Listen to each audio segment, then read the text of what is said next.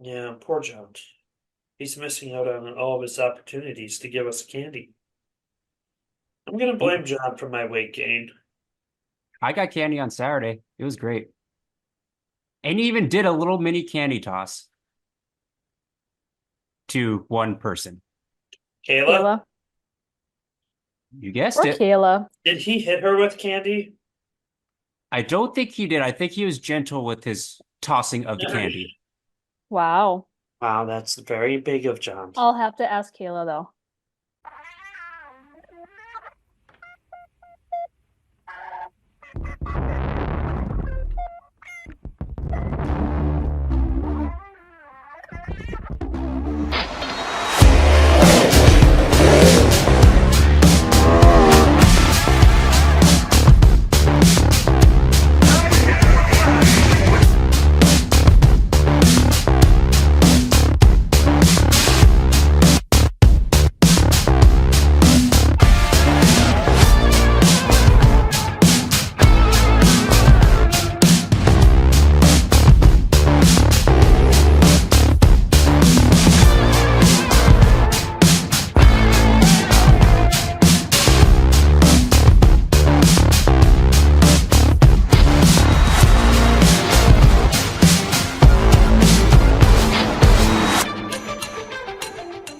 Welcome back to the Track Packers podcast for episode 23 of season 3.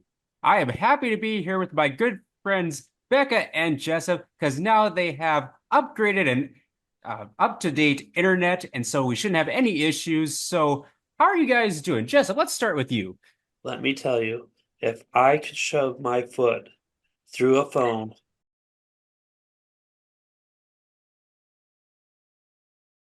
It is a great thing we are not sponsored by Midco Internet. Becca, how are you doing? I'm well, maybe it'd fine. be good if we got sponsored by them. We have internet. It works just fine. Oh, sorry, I got distracted. Well, like I said, it's a good thing we aren't sponsored by Midco currently, but who we are sponsored by is Hitch Harness. And we want to thank Tyler Hall for supporting us on the Track Packers podcast. With the summer winding down, fall season coming up, there's going to be a lot of movement, a lot of travel, a lot of jobs taking place before you know what comes around. And so head over to hitchharness.com and check out the products they have. Of course, the signature product is a single or double style receiver hitch. You can also find some other stuff in there for the razors, like pull bar brackets and chassis dollies to make your life easier in the race shop. So thank you, Tyler, for supporting us on the podcast over these last couple of seasons. So the lineup as it stands is Jessup's on the pole because he's been on the pole quite a bit over the year. I'm in second and Becca is in third. We are missing John this week because he's over in Portland having a grand old time over there doing who knows what. I think he's running Antifa. Well, whatever he's doing, I would like to provide a visual representation of the last hour of Jessup. This was Jessup probably 30 minutes ago. This is now Jessup. Amazing what updated internet will do to a guy. No, that second photo was a good night. There's a lot of margaritas, and I think I shoved two margarita straws in my mouth, and I started running around the restaurant going, Art, look at me, I'm a walrus." True story. This actually did happen. Right in the middle of COVID, and they were all upset about it, and I was laughing my ass off, my butt off. We gotta have fun every now and then, although not surprised that Jessup was participating in such shenanigans as that. What do you mean by that, Mason? Not a dang thing. That's what I assumed. Let's officially start episode 23 with the waving of the green flag and get right into who or what we are repping. Jessup, as the pole sitter, you get to go first. Well, like every good person, they have to go through their shirts, and sometimes you have to rely on a shirt that your friends have gave you. And this is a shirt that a friend gave me. I won't name their name, but they might be in second.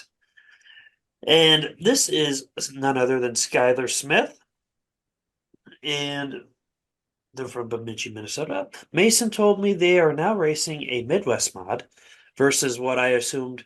And I'm more familiar with them racing a Mod 4, I believe. And yeah, so it's a really nice shirt. It's a nice bright, well, not super bright blue, not obnoxious, but a very lively blue with some neon on it and some nice white. It's very sharp, it's very clean, crisp, and you can wear it out in public without having it be over the top obnoxious like some race shirts are. That is a very good point. And yes, he did. So he did race Mod 4s when with that shirt. He's also raced Midwest Mods even before that, went to a Mod 4, raced was sort of modifieds last year, and now went back into a Midwest Mod. So he's kind of dabbling in a whole bunch of things. That just doesn't seem like the route I would expect someone to go.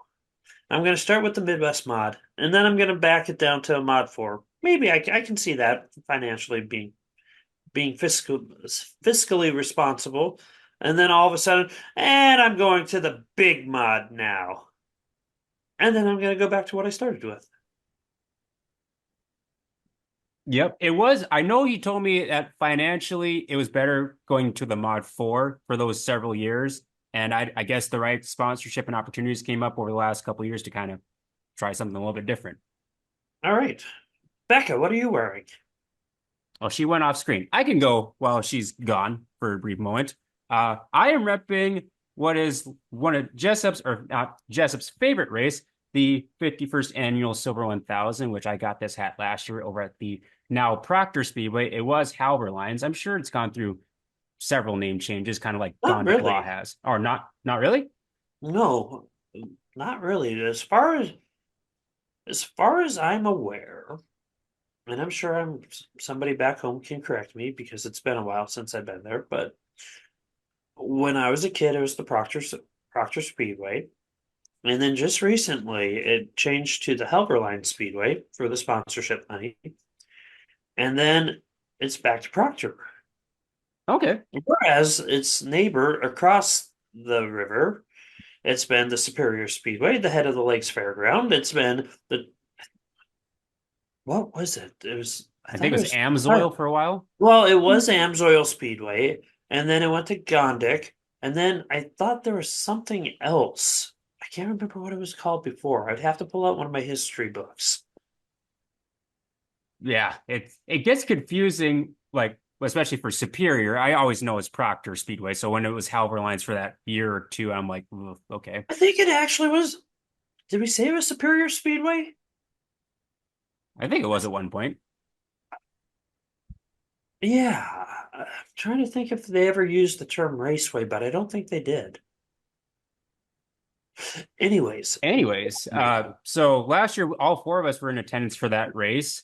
Dan Ebert won the modified, so what was deemed by some fans the worst modified race they had ever seen.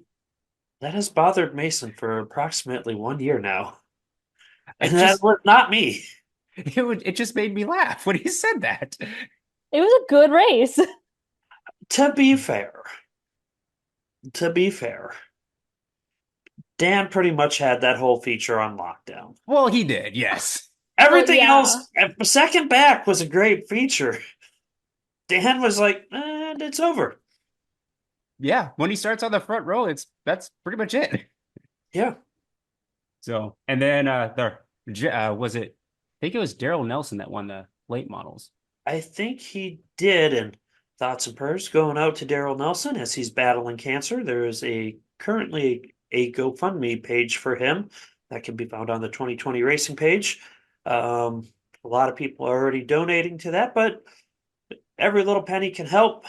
Hmm. And go and help out one of our local drivers, or one of my local drivers back home, Mr. Hammer of Hermantown. Absolutely. So that's the hat. The koozie is of the Reaper, the '01. He raced this for a couple of seasons. Ryan Satter.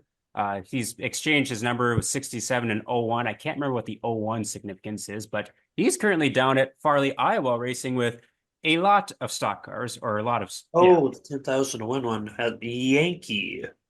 Is it yeah. the Yankee Dirt Track? He's at Farley tonight. Oh, I think it's 300 Raceway is what it's called. 300 on. Yeah. 194 entries in that tonight. See, Mason, you don't need other divisions. You just No, need to put up a good payout one of the nights and then race. apparently.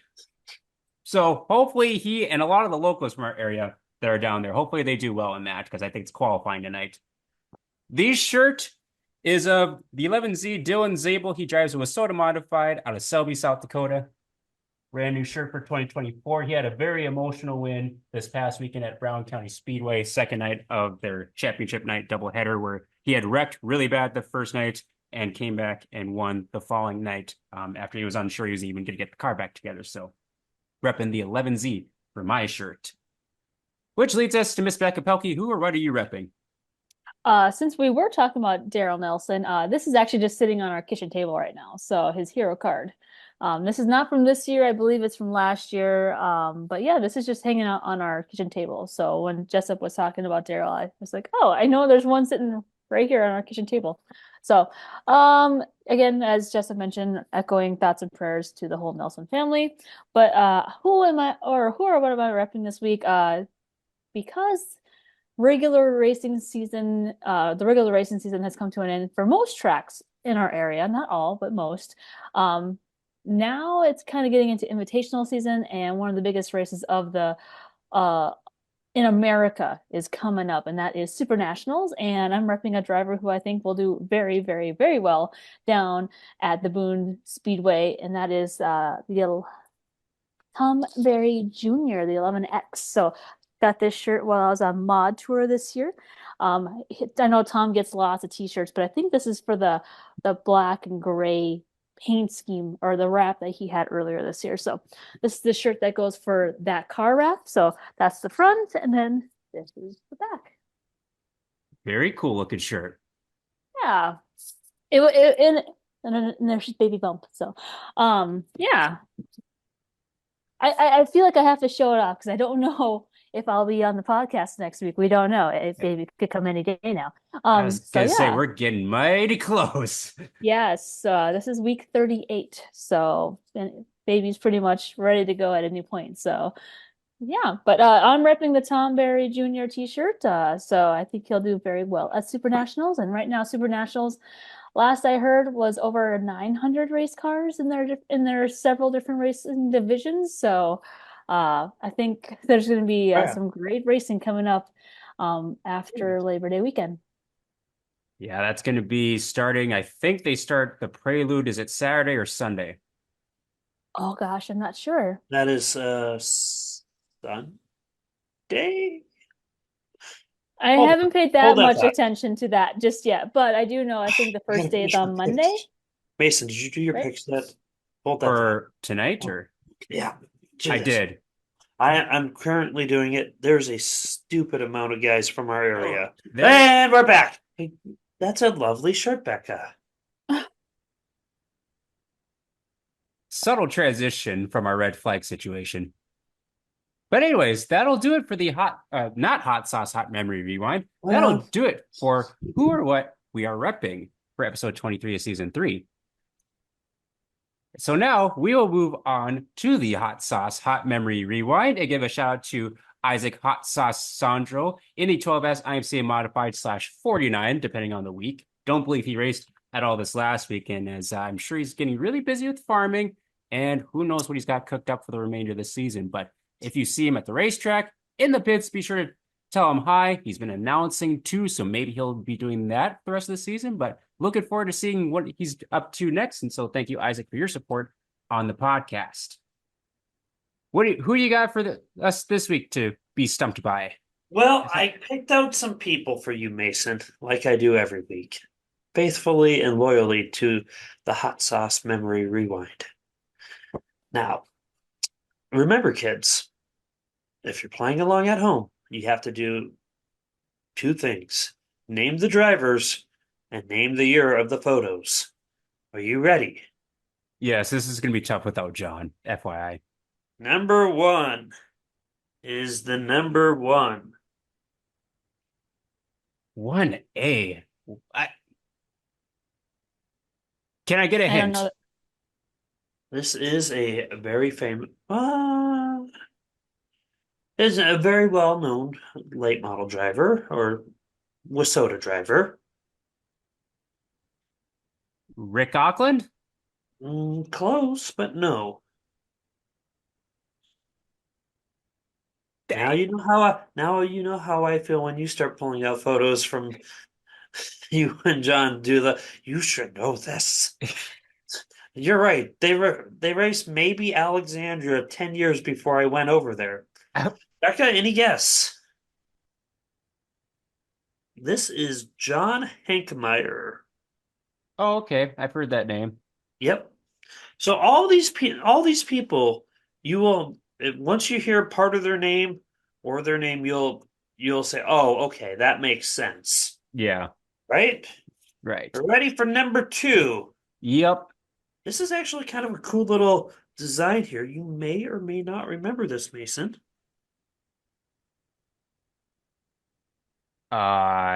15. Let's see. Is it a Fagers? It is not a Fagers. I will not count that as your guess. To give you a hint, it's a 15K. He has Hmm. made a lot of racing chassis in our area. Krasinski? But does he know the name? Not a dang clue on who the first It name would be. is. It is John Krasinski, Mason. Okay. So kind of a fun one. Like I said, a lot of these, once you hear the name, you're going to be like, okay, this makes more sense. Yeah. And final one. Here we go. You ready? This is a. That's Brown County Speedway in the background. Don't let it trick you, Mason. So it's not a South Dakota driver? It might be.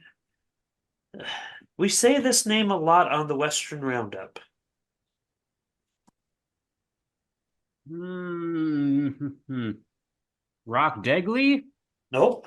They currently are in a different division and are often said on our Western Roundup. 17. What division are they currently in? Midwest Mod. Oh, Troy Liker? That is correct. He had a late model? That's what the photo says. That's a fun fact. Wow. Yeah, like I told you. Uh, well, once I say the names, you're gonna be like, "Oh, okay, I get it." I never knew he had a late model. That's what it says. It could be nope, it says Liker right on the number. If you look super close.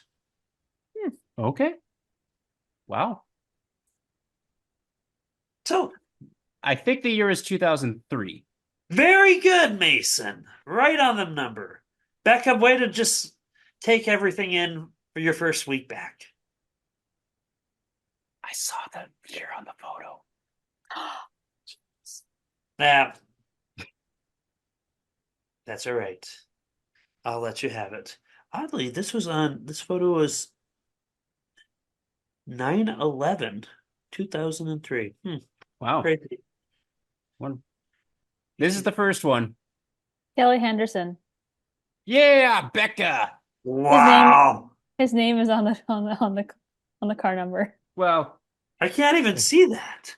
it's hard to see. I was like, do I just let Uh, it go and see if they notice it? But that is Becca, Becca's on point already. Good that, job. that is Kelly Henderson. Becca's liking. What about this one? This is the other one I have.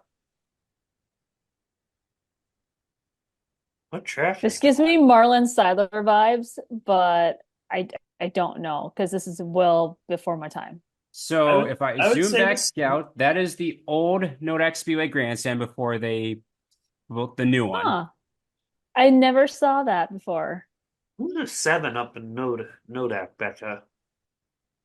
So this driver does not actively race in a weekly division, although he once in a while gets behind the wheel of another person's car during trophy races.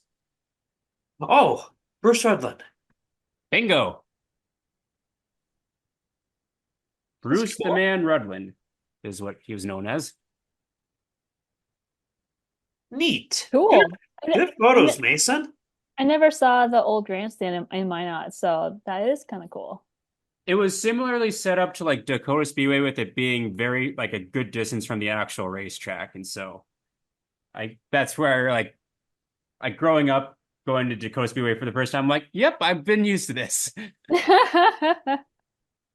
So yeah, so that Pretty is cool. yep. I assume you've never been up you never went up to Minot when it was at the old grandstand. Nope. No. I mean, it was a cool grandstand. It was like had like an overhang and everything. Definitely a lot smaller, but it was nice. I think my first race in Minot was 2015. And it Okay. was like one of the prelude races before the Mott Tour.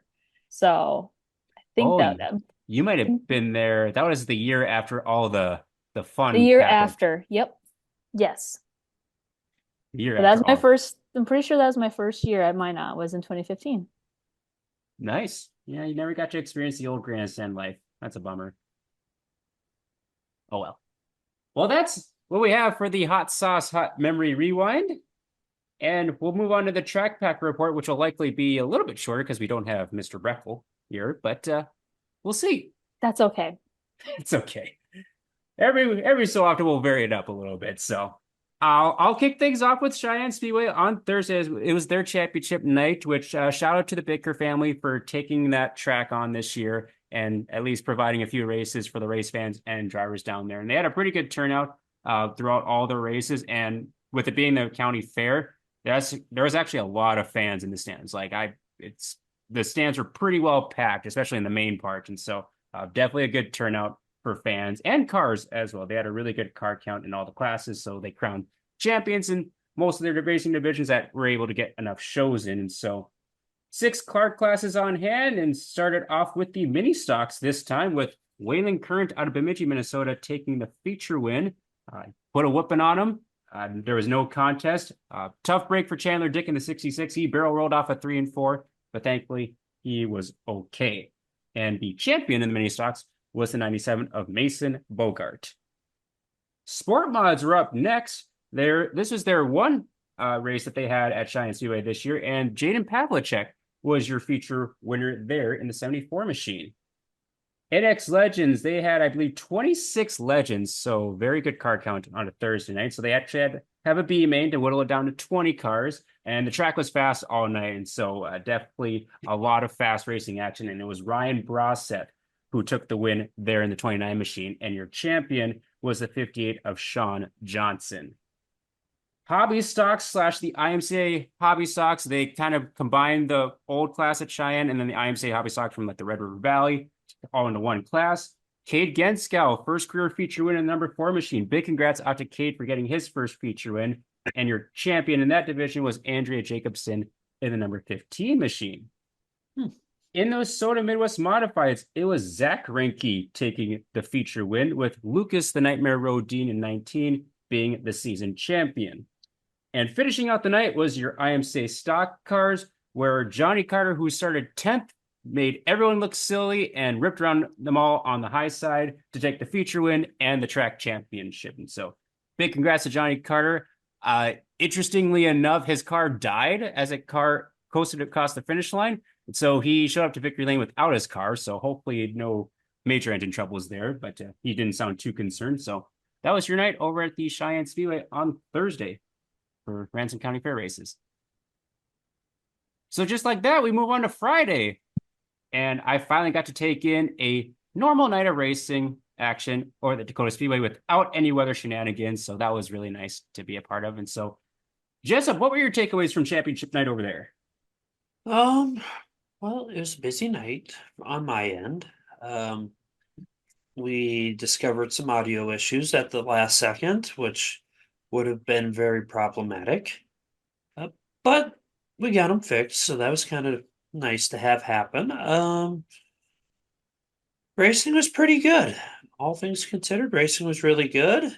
Champions were crowned, and there was some, I wouldn't say first time winners, but first winners, first in a while winners were took place. That was nice to see. And Yeah, it was a good night overall. Becca? So Friday night is probably going to be my last night at a racetrack before baby comes. So I just wanted to make the most of it because I don't know, the last couple of weeks I haven't gone to Jamestown just because if I go to two races in one weekend, I just get overly tired. And then I just don't do anything at all on Sunday, which most people would probably be like, yeah, you should rest before the baby comes, but there's also a lot of things I want to do. So going to more than one race on a weekend the last couple of weeks just hasn't been in the cards for me. So Friday night at Dakota Speedway is probably going to be my final race before a baby comes, and then we'll see what life holds after. But we had 100 cars at Dakota Speedway for our championship night. The point standings going into the final night were very close in several of the racing divisions. And the racing on the track was just as great as well because, as Jessup alluded to, there were they weren't first time winners, but they were first time winners to Dakota Speedway. So that's always exciting to see some first time winners, new faces in victory lane. So, real quick, Jameson, if you want, I can go through the results real quick. Go ahead, it's all you. All right, so starting with our IMCA Sport Compacts, we've had healthy car counts all season long. So thank you to all the travelers who come both near and far to support that racing division. But for championship night, Zach Eubanks was 1 point behind points leader Alex Thompson. And Zach Eubanks has been on a winning streak at Dakota Speedway. He's got 6 wins in a row. So he was going for win number 7. He got the lead early, but Ben Burke, the Nodak Speedway champion, tracked him down and made a late race pass for the win to take home his first Dakota Speedway victory.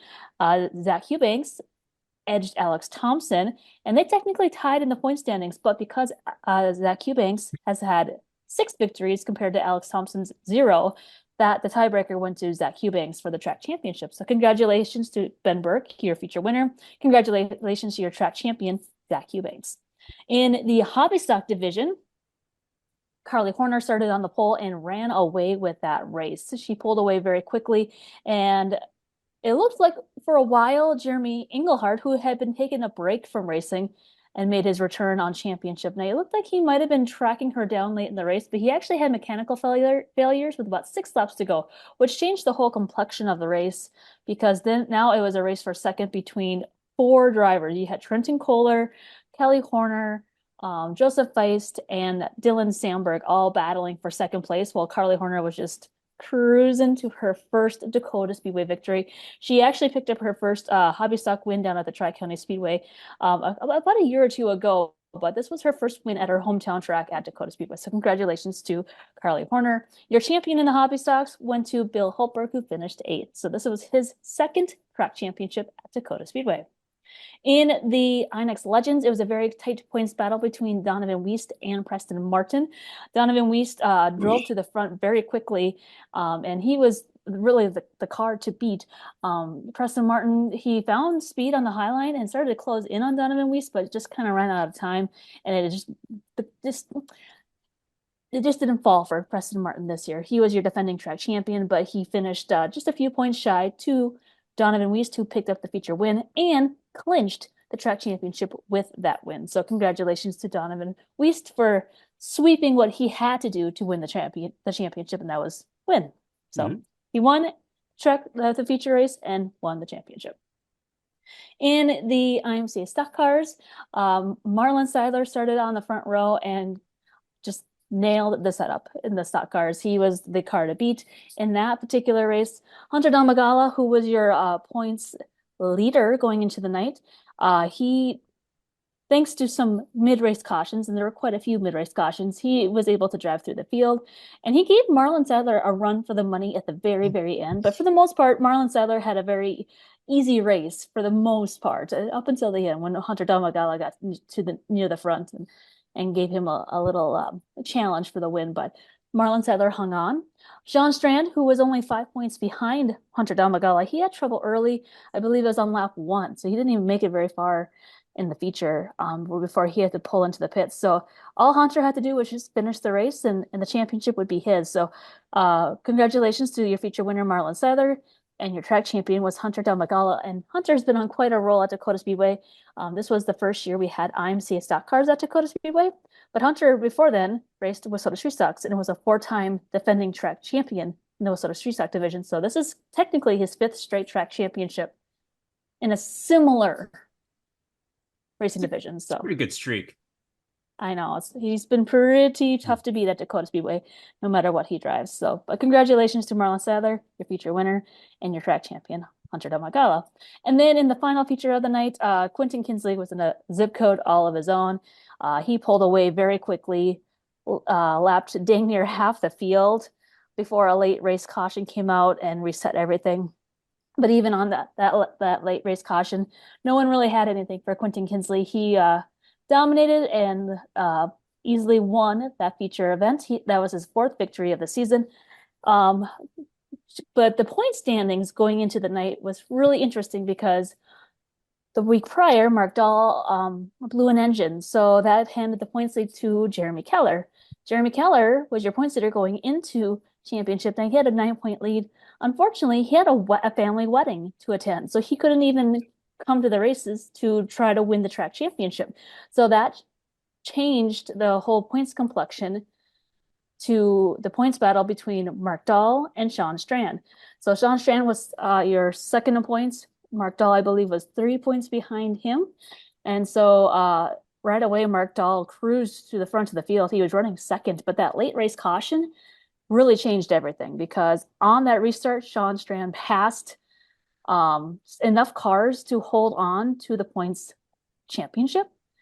And so Sean Strand was your points track champion for the, oh gosh, is it the 11th time at Dakota Speedway?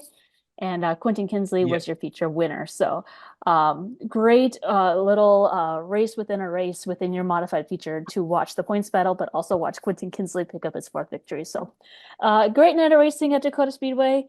And congratulations to all of our feature winners and track champions.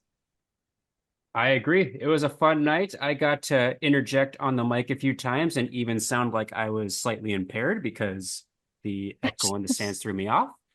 So I apologize for that. It depends where you sit in the grandstands because sometimes you hear yourself echo and it's about a 2 or 3 second delay. So I have done that. I know that feeling, so I also get it. But yeah, it depends where you sit. It can kind of play tricks with you. So you really have to like mentally like zone it out. But that's kind of hard to do when you're just trying to you want to hear yourself, but you can't. Yeah, it was trippy. So for those that were watching on DSTV, no, I was not drunk at all. He was just hammered, wasted. I was concerned for his safety. I'm sure you were. Well, it was a fun night at Dakota Speedway nonetheless. So John and I were over at Jamestown for their championship night and their Coogan Classics. So that was a great time. We had a great field of cars. We had 104 cars in total. And so while John's not here, he did give me some notes. This is where I need to practice Jessup's note thing. This could take a while, Becca. So to start off with, John notes that it was a balmy 87 degrees with the sunrise dipping behind the clouds at 8:31 p.m. That's a caution on John. That's a caution on John. The sun would not be rising at 8:30 p.m. It'd be set. You're right. Caution on you, John. Shame. Well, I'm not going to read the rest of his notes. I will just do my own recap. No, I want to hear I want to hear John's notes. No, because that'll take a half hour, and I don't have a half hour. Okay, fine. So we had your normal classes, starting with your slingshots, which went to the A main went to Caden Davenport in the 29 machine, who's I don't believe he's lost any time he's been over the Jamestown Speedway.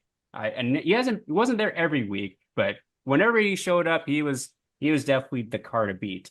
And he had to hold off a new driver in the slingshot division, Landon Hallgren, out of Bismarck in the 22H. So that was kind of a nice surprise to have one of the new young drivers come over and be very competitive right out of the gates. So congratulations to Caden Davenport on your win. Your champion was the 7C of Jackson Caro.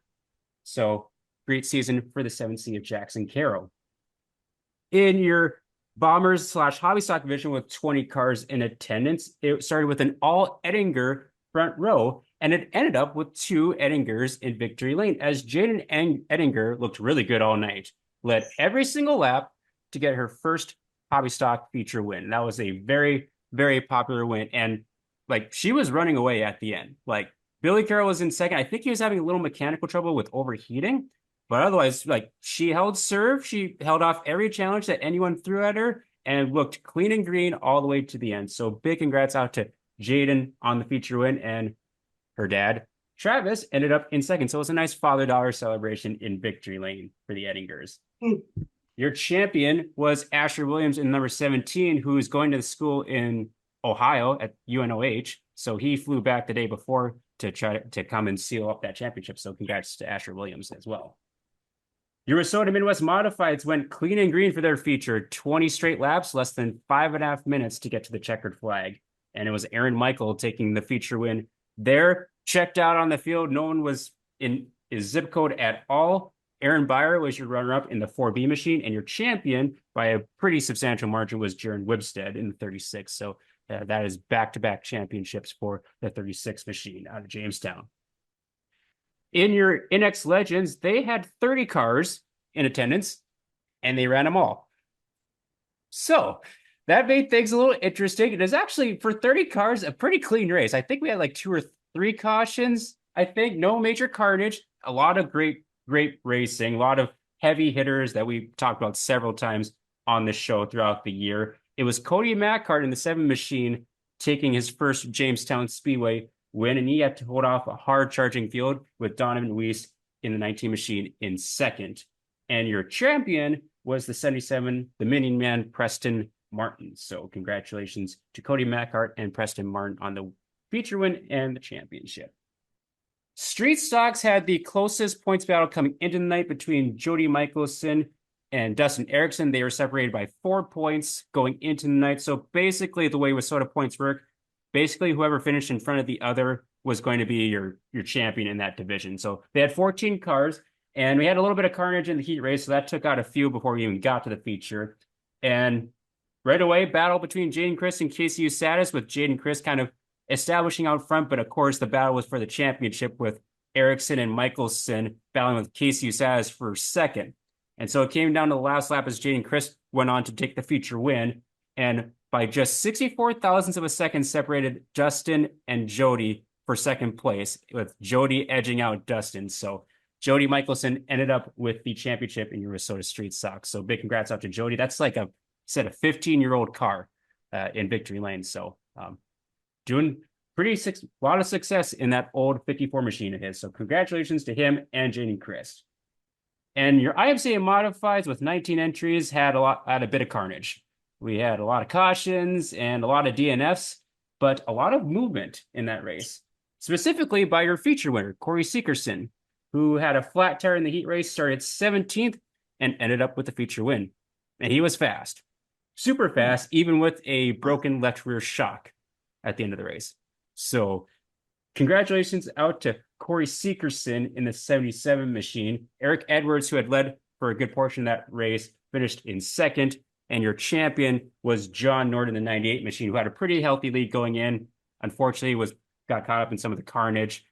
So unfortunately, he didn't get to finish the feature race, but nonetheless, still a great season for the 98 at John Nord. You didn't say it like John would say it. Well, how would you?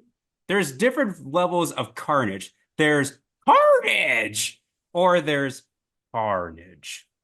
Or there's the Batman, the Dark Knight version of John, where he goes, carnage. All 3 of them were used at some point throughout the night in Jamestown. I'll put it that way. It was one of those nights. And shout out to the Jamestown Speedway. Another great night of racing. Track was pretty heavy. Didn't really lose any of the moisture throughout the night, as it was very, very humid that night. And we did driver intros for all the car classes during intermission. So kind of a little bit different format. We brought each class up one by one and introduced all the drivers to the fan. And so that was a pretty cool aspect to Saturday as well. And so they got one more race before the end of their season for the Stock Car Stampede. I will finish off the Track Packer report with Sunday at the Casino Speedway, which was a very, very quick night. I will put a disclaimer out there that Becca would have enjoyed being at the Casino Speedway because it was hot as insert whatever word you want, and she had no problem with me drowning in sweat potentially. But thankfully, I thought before that, and I went inside to record some of the inner workings of Casino Speedway for the first half of the night. So they had a light car count because of the heat, because it was miserable for the first half. So feature races went like this. Maria Brooksick in the 14 machine took your Wissota Street Stocks. The 67 of Mike Nichols took your Midwest mods after causing a caution going to the back, and then with the last lap pass, claiming the feature wins. So that's 3 races in a row for the Nichols Motorsports team at Casino Speedway. Kurt Kranz doubled up in both the Wissota late models and the Gen X late models.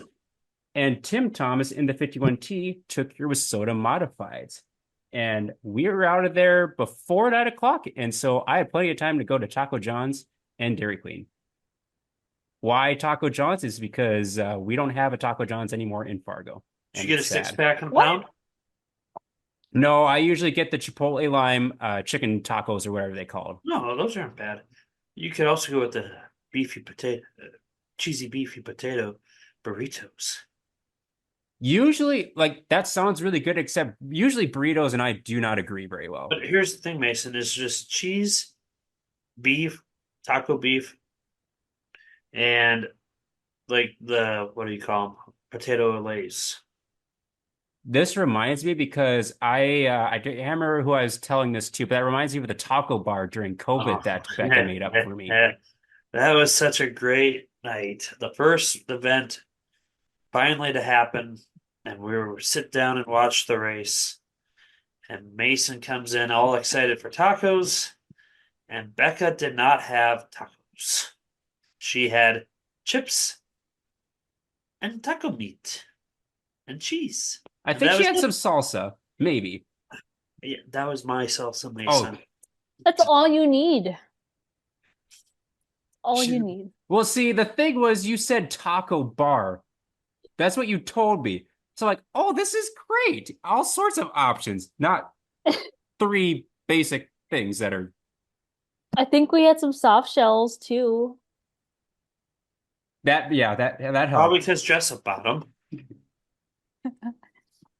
And then Good old John brought times. his onion over. We have sour cream in the fridge. Oh, yes. I made it a point to make sure I shared my burger from Jamestown on Saturday that I put a bunch of onions on. It was really good. Ugh. Becca was jealous. Mm-mm. Anyways, that does it for the Track Pack report for this week. And we look at what's upcoming next in the state of North Dakota with Mr. Dakota Dirt. Where's my introduction from John? Mason can cut one in this? there. He gave me notes here. Oh, notes. Now, race fans, if you want your one-stop shop, again, one-stop shop for everything North Dakota racing, news, weather, not so much articles, but maybe we'll see. You have to check out dakotadirt.org. They are on social media platforms, so be sure to check them out, especially on Facebook, where you may see an article or two appear during special season. Again, one-stop shop, dakotadirt.org. Jessup, take it away.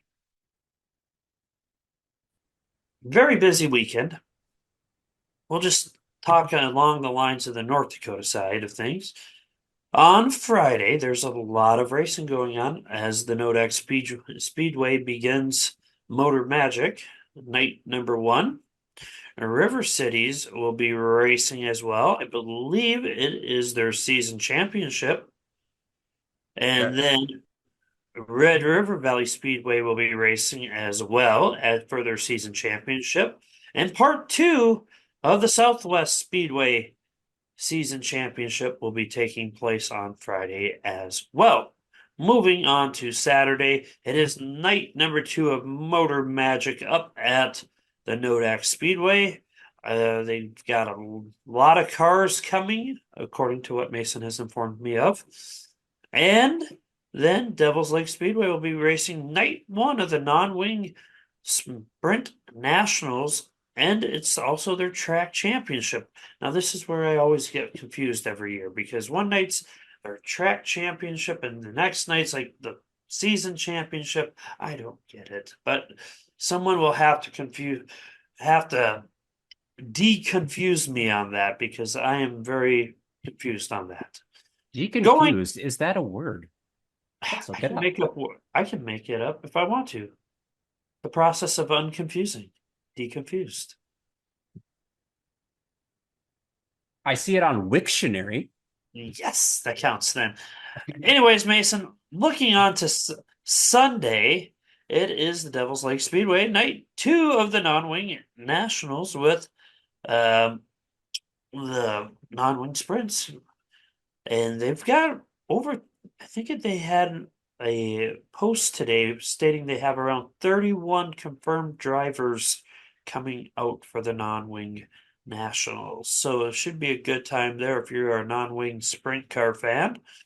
And then it's the third night of the Motor Magic event. It is the grand finale. We'll see who will survive the weekend of the Motor Magic. Now, let's get down to the rat killing, Mason. There's a lot of racing Yeah. going on outside of our state. Why are you looking at me? Interesting terminology. John Wayne once said it, and it's a form of getting down to business. When you say let's get down to business, do you mean to defeat the Huns? Since I heard you're watching Disney movies that Becca couldn't watch for some reason. No, the Huns weren't involved in that movie. And you're on mute, Becca. He was standing right in front of the TV and he made a perfect door and I I couldn't figured see you. I figured I would, just so you could get the full experience of not being able to see what you want to see sometimes. Now, back on to more important things other than Disney movies, Mason. We are going to talk about all sorts of invitational races. Yes, which centers a lot around the Wasota Late Model Challenge series in particular. There's races everywhere, Mason. Yes. We'll name just the bigger events. All Okay. right. So, Wasota Invitational season all kicks off with the granddaddy of them all. It is the Silver 1000, and is it the 52nd? Yep. This year should be the 52nd, and they will have the challenge series there. And folks, it is what all good invitational races need to be: limited classes, unless you're going for the mega car counts, which then you start going into the ones we'll talk about in a second. But if you want a true inspirational invitational race where you get the best of the best and the cream of the crop, and you see who rises to the top, you get two, count them, two divisions of racing. You get late models and Wasota modifieds, the best that Wasota can offer. Then you go over to Friday night. You can go up to the Grand Rapids Speedway. Is it still the Dondalinger Speedway? Yeah, I believe so. The Dondalinga Dondalinger Speedway. Grand Rapids, I think. Yeah. Yeah. They will be having the Wasota Classic along with they'll be having mods, late models, and I think they have two more divisions. I don't know If if they still have pure stocks anymore. I will check I that think they for you do, here. but I could be mistaken. It's a very fun night of racing that we all got to partake in last year. We got to hear the gem of an announcer who gave me the beautiful lines of the super stocks and the MWM SmackDown division, and they both lived up to the billing. So a very fun night out at the Grand Rapids Speedway on Friday. Then come Saturday and Sunday, it is the Labor Day shootout up at the Hibbing Raceway, and that'll be a good race for everyone. I don't know if they're doing two complete shows. I haven't been looking. Been kind of busy with worrying about Becca and baby stuff and getting the house ready and all that good stuff and school starting. No excuses. Priorities, man. I have a lot of priorities right now, and none of them are me. Anyways, A lot of good racing right there. And then if we go out west, we'll see our friends over at the East West Clash with which track is that, Mason? Help me out here. Gillette. Gillette. And that's part of that border war co-op with another track. I think that's Black Hills Speedway. Yep. And it's a 5-day points type of deal. And they have, I think, overall purse between the in the 5 days is over $100,000, I something think like that. something I'd like have to that. double check it, but definitely a fun event. They had a really good late model count last year. I think they had Highland Plains late models last year. This year, I would have to double check on that, but definitely a good time out there. And then we're forgetting so many other places, Mason. We have the Prelude all the way down at Boone, and then where else? Where else is Mighty Axe this weekend, or is that next weekend? Mighty Axe is this weekend. Fall Jamboree down at Deer Creek is this weekend. Rice Lake is racing this weekend. The inaugural Dairyland Dash. Yep, that's a There's, co-op between Red Cedar and Rice Lake, I believe. yep, And that'll be a good time if you don't want to go to any of the Iron Range races. And then I think there's a couple other. Isn't what's that? Deer Creek. well, Deer Creek's the Fall Jamboree. Big Bucket Yep, Nationals in Aberdeen, yep. Friday and Saturday. And then Viking Speedway always has their doubleheader. The NLRA is up in Greenbush for a doubleheader. Trying to think of any of the other ones before I get to the one-off races. I think those are the main Oh, ones. oh, Paul Bunyan Stampede. No, no, not Paul No, Bunyan Stampede. They have something this weekend, I thought. it Or they is. used to have something this weekend. I don't see anything until Oh, Sunday. I am wrong I then, don't. but I'm correcting myself before anyone throws a caution. Haha. Back and put your flag down. I I corrected myself. I won't throw a petty caution for that, like unlike you. John Anyway, deserved his. John did earn his caution. The one-off races outside of all the big races we have listed, we have on Thursday the 29th KRA and Victory Lane Speedway. I believe they still have a couple more races after that. I-94 has their season championship on Friday the 30th, and Princeton Speedway is also racing. Beyond that, 31st on Saturday, we've covered all those. Watertown Casino Speedway has their season championship on Sunday, and Madison Speedway has got their season championship on Monday, Labor Day, the 2nd. So Nice. So a lot of racing to be seen. A that is lot of a people going all over the place. Personally, if it was left up to me, I wish a lot of these tracks would start coming together and rotate years with specific classes. So at some places, let them have late models, um, or let it be late model heavy, and then other tracks be say mod and street stock heavy, and then it could be late model and Midwest mods, or vice versa. I think that'd be a lot more cohesive and user friendly for all tracks involved, because you would still get high car counts across the board, except it'd be spreading them out and actually making the races be more meaningful and impactful versus a glorified weekly show. fair point. Yeah, this weekend and Memorial Day weekend are the two like crazy chaotic weekends where you could pretty much just throw a dart and go anywhere you want. Yep, yep. So you, as a race fan, driver, whoever you may be, you should get to a race at some point this weekend. And if you don't, Unless you're have a good excuse. unless you're Unless 38 you're weeks me. pregnant, then it makes sense. I'm going to the races. Ooh. I'll be I interested to don't know see. where. I'll be interested to see where you end up. I don't know where, Mason. Where are you going this weekend? Everywhere, everywhere. It's a weird So, weekend because are there's a you wedding. There's a wedding in the middle of it. whose wedding? My friend that I ran the first full marathon with. Uh-huh. They should So know better. This was not a good weekend. Oh well. It'll be You're fun. very forgiving, Mason. You're very forgiving. That's nice of you. Very forgiving indeed. As we display the white flag and give a shout out to our good friend Brody Karlsrud in the B1 IMCA stock car, who had a pretty solid weekend with a couple of third place finishes at Cheyenne and North Central Speedway. And he'll be looking to finish off his regular season over at the Red River Valley Speedway this upcoming Friday. So if you haven't checked out his podcast, The Real Deal with B1, it's on Facebook and on Spotify. So be sure to check out a lot of his latest episodes over the last few weeks. He's kind of catching up on everything and get ready for all the invitations that he's going to hit as well. So thank you so much, Brody, for supporting us on the podcast as well. And so we will move into wins of the week. I will give the first reins to Becca on this. Oh, Want me to rattle off three right away or just take one and we can go around the horn? Rattle off three right away.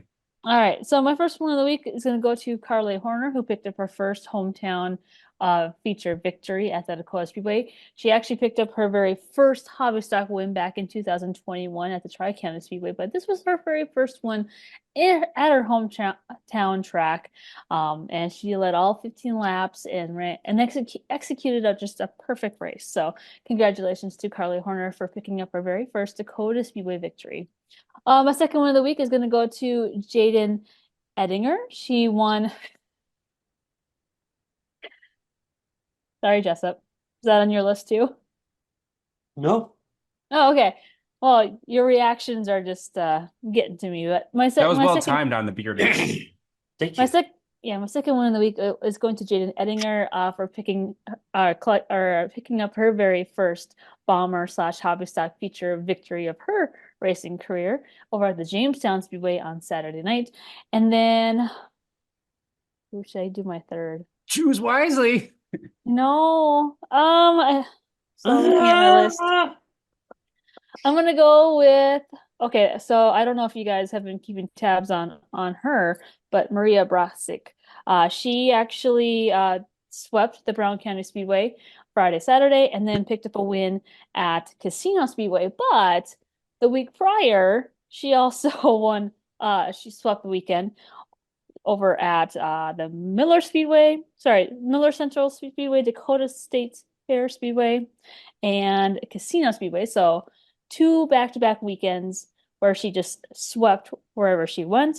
And then if you look even further in my race pass, the weekend prior, the weekend of August 9th, 10th, and 11th, she won at Miller Central Speedway and got a second at Casino. So three straight weekends where she has just been up front, leading laps, winning races, and heck, if she wouldn't have gotten that runner-up finish at Casino, that would have been three straight weekends where she just won wherever she went. So just quite an impressive run for the ladies as of late. So congratulations to Carly, Jaden, and Maria. Yeah, and in particular, the two races at Brown County, she actually went behind. She was behind going to the weekend by 32 points, and unfortunately, Chris Sarah had mechanical trouble on the second night. But that's a pretty big point gap to kind of make up in a couple of nights. Yeah. And so, big congrats out to Maria on a great few weekends. All right, Jessup, go ahead. Wow.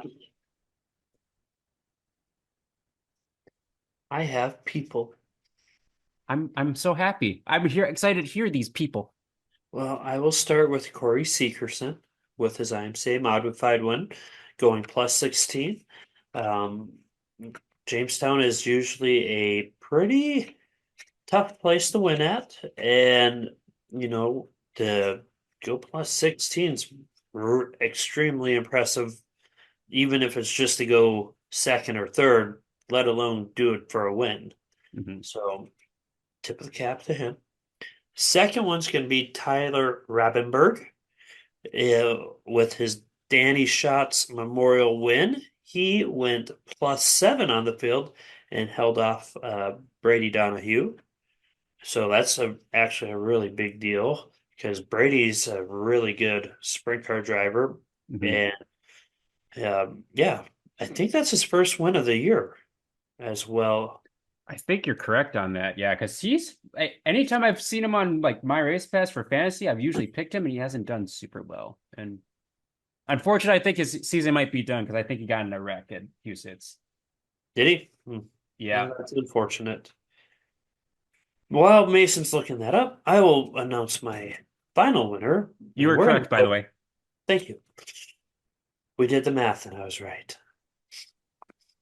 Anyways, going out west, we're gonna mix it up here because we're often centrally located, and sometimes I go out east to my home stomping grounds. But I'm gonna go out to our Western Roundup folks as they had the giant ASCS 360 show out at the Big Sky Speedway.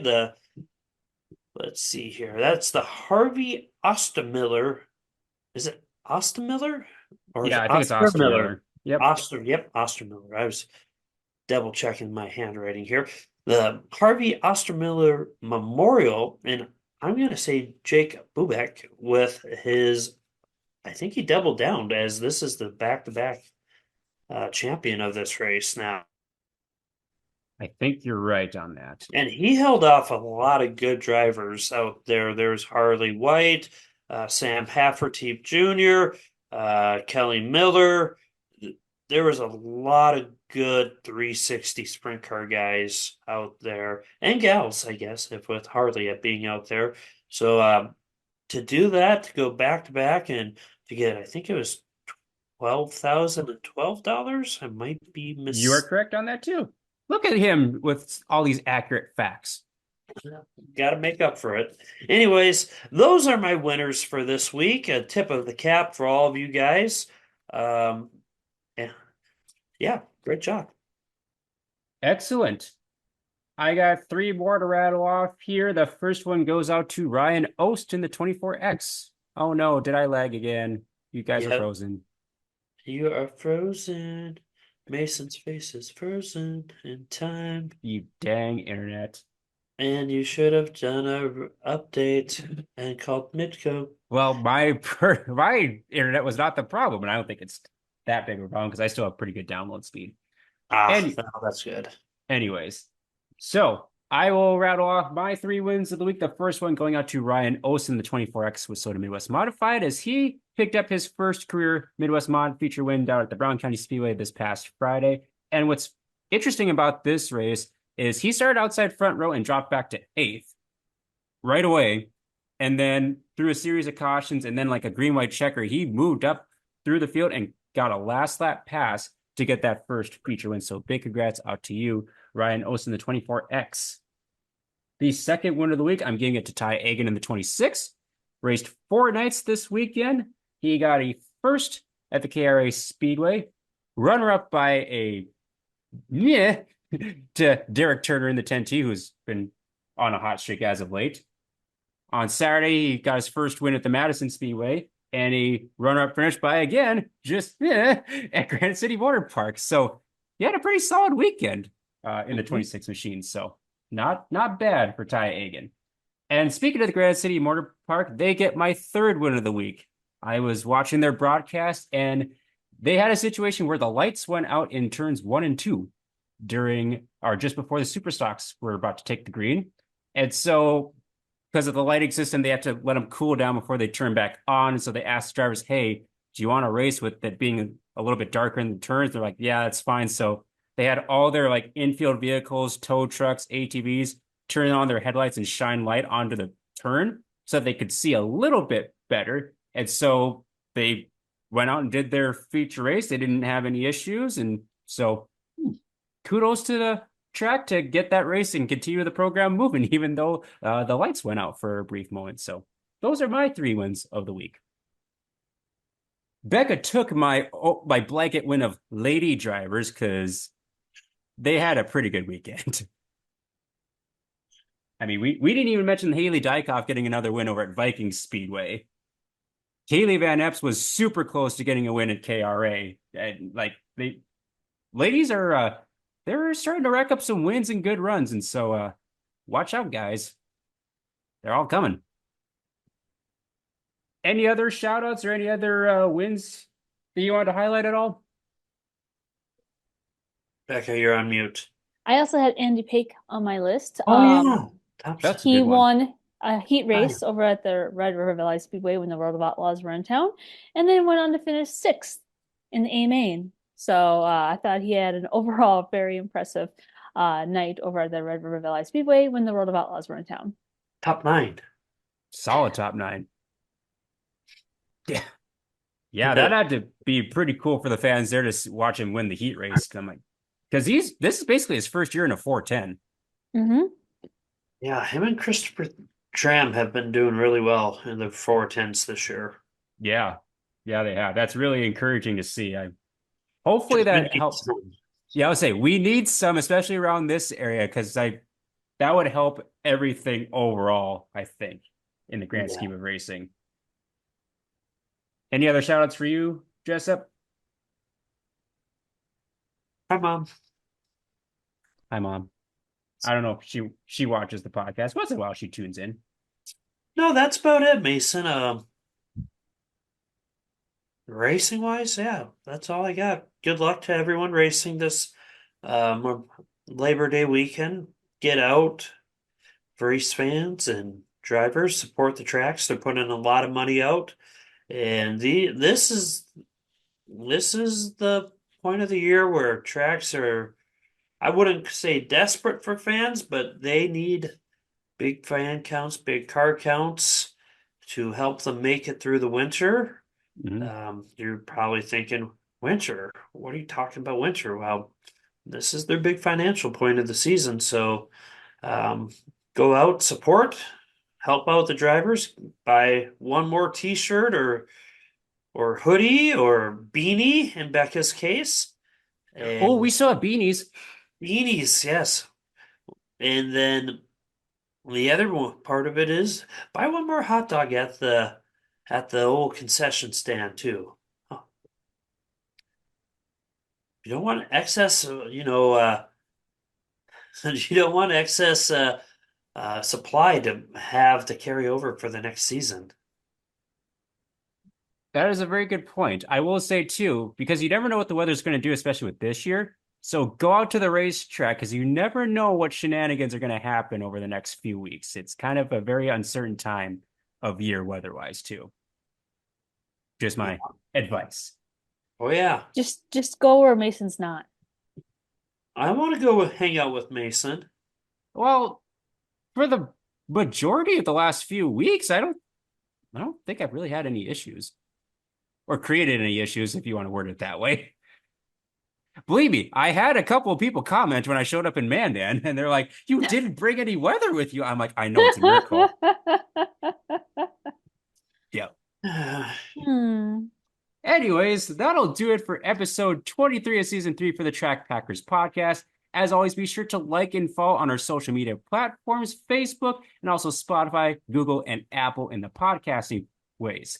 Thank you to our sponsors, Hitch Harness, The Real Deal with B1 Brody Carlsrud, and Isaac Hot Sauce Sandro. This is the arguably biggest weekend of the season, so we hope to see you somewhere packing the track.